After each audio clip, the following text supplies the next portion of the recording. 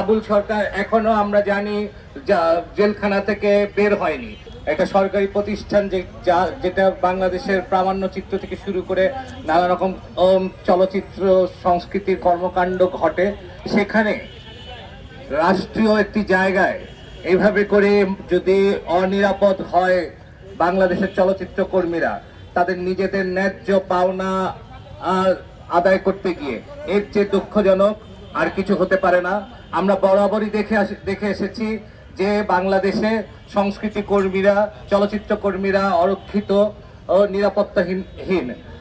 আওয়ামী লীগের সরকার, গত সরকারের আমলে আমরা দেখেছি ডিজিটাল অ্যাক্টের নামে কিভাবে করে বাংলাদেশের সংস্কৃতি কর্মীদেরকে মুখ বন্ধ করা হয়েছে, তাদেরকে হেনস্থা করা হয়েছে।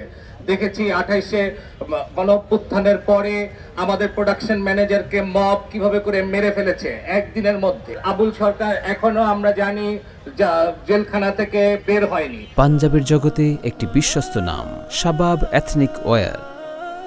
এইভাবে করে সংস্কৃতি কর্মীরা যদি অনিরাপদ থাকে তাহলে এই দেশে তাহলে বিবেক, এই সংস্কৃতি কর্মীরাই তো এই দেশের বিবেক, এই দেশের কণ্ঠ।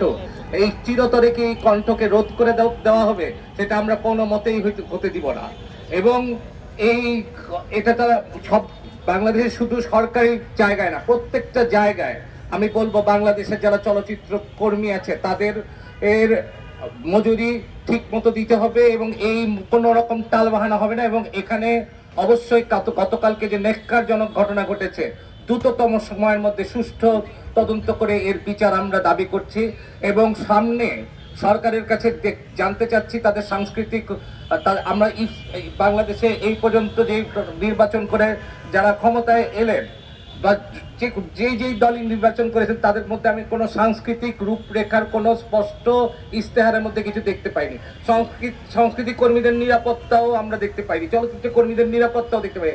এবং চলচ্চিত্র কর্মীরা এত বছর ধরে মর্যাদাহীন একটা নাগরিক হিসাবে বাংলাদেশে বাস করে, এদেরকে মর্যাদা দিতে হবে, এদেরকে কিভাবে করে তাদের সুরক্ষা দিতে হবে এটা নিশ্চিত করতে হবে।